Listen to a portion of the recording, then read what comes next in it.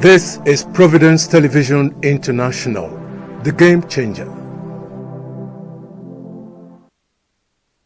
Welcome to the weekend news on Providence Television International. I am Ugbebo Ikekwa.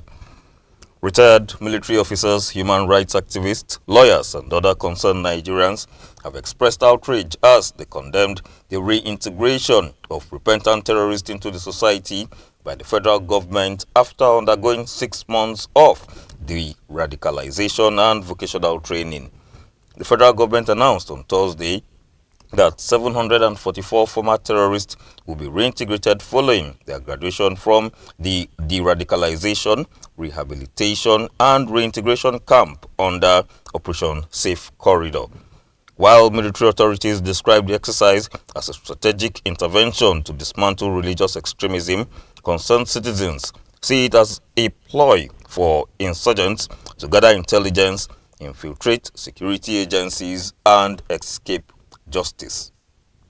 The 744 beneficiaries, mostly from the Northeast, with 597 from Borno State, underwent months of rehabilitation, including psychosocial therapy, vocational training, civic education, and religious reorientation.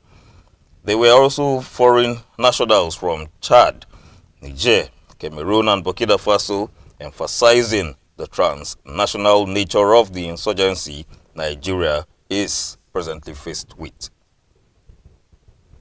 Mixed reactions have trailed the signing of the 68.32 trillion naira 2026 budget by President Bola Tinubu, with economists and policy experts raising concerns over its feasibility and implementation.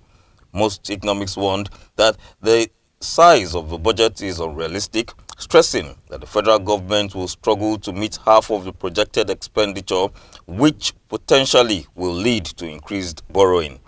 President Tinubu on Friday signed the 2026 Appropriation Act into law, approving a total expenditure of 68.32 trillion naira for the fiscal year.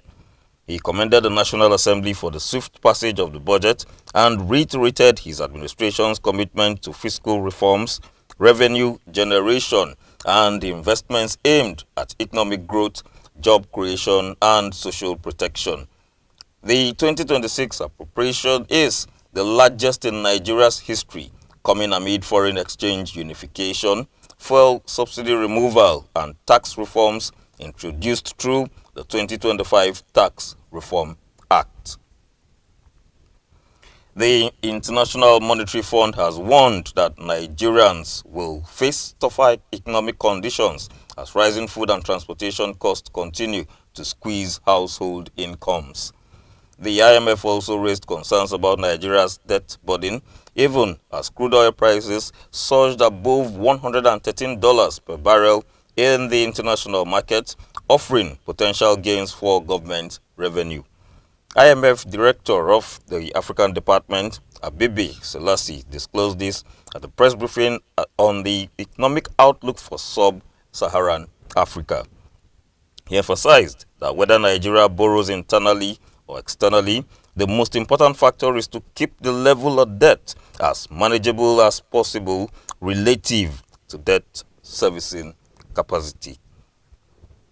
Following the intervention of the Minister of Aviation and Aerospace Development, Festus Keyamo, airline operators of Nigeria, the AON, have agreed to temporarily suspend the planned shutdown of operations scheduled for Monday, 20th April 2026. Acknowledging the challenges being faced by airlines, Keyamo commended the resilience, professionalism, and steadfast commitment of members of the AON in sustaining air transport services under difficult conditions.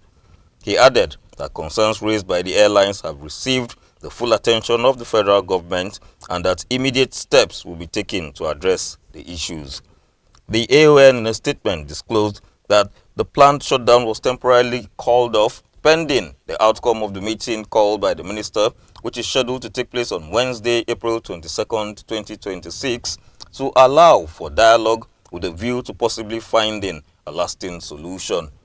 The major reason for the suspended shutdown is to address the astronomical and arbitrary increase in the price of Jet A1, popularly known as aviation fuel. Operatives of the Nigeria Security and Civil Defense Corps, Lagos State Command, raided a baby factory in Okuju, Badagry area of Lagos in the early hours of Thursday, rescuing 18 pregnant women and 10 children. The operators of the facility, Joy Okeke and Raphael Agu, were arrested during the raid. The victims, who subscribed to the facility through an offer on a Facebook platform, upon delivery, have their children sold and are paid between 500,000 naira and 1.8 million naira. The victims, aged between 18 and 30, were paraded at the NSCDC office, Badagry Division, on Friday. Some of the pregnant women came to the center with children and infants also up for sale to willing buyers. And to sports, Alex Manninger, the former goalkeeper who helped Arsenal win the double in 1998, has died in a car accident in Austria, aged 48. His first club, Red Bull Salzburg, broke the sad news on Thursday. Salzburg police, in a statement, disclosed that the accident happened around 8:20 a.m. local time, with first responders successfully freeing Manninger from the vehicle, but resuscitation was unsuccessful. The car was hit by a rail car while crossing the railway. Arsenal has paid tribute to the late goalkeeper, and David Seaman, who Manninger stood in for at Arsenal, also paid tribute, calling him a massive keeper for Arsenal. Manninger, an Austrian, was also mourned by the Austrian Football Association, calling him an outstanding ambassador of Austrian football on and off the pitch. Argentine football star Lionel Messi is facing a $7 million lawsuit in the United States after a Miami-based event company accused him of breaching a multi-million-dollar contract linked to an international exhibition match. According to the court findings, the company claims it secured exclusive promotional rights to organize Argentina's friendly matches against Venezuela and Puerto Rico in October last year, with expectations that Messi would feature in the games for a minimum period unless injury prevented his participation. However, Messi did not appear in the Venezuela friendly, contributing to the company's significant financial loss. Messi was present at the match in a private suite despite not taking part on the pitch. The company claims his absence had a direct impact on commercial performance and fan turnout. The National Sports Commission has reaffirmed its commitment to Nigerian sprint star Favour Ofili, urging her to return to the national team following the decision by World Athletics to block her transfer of allegiance to Turkey.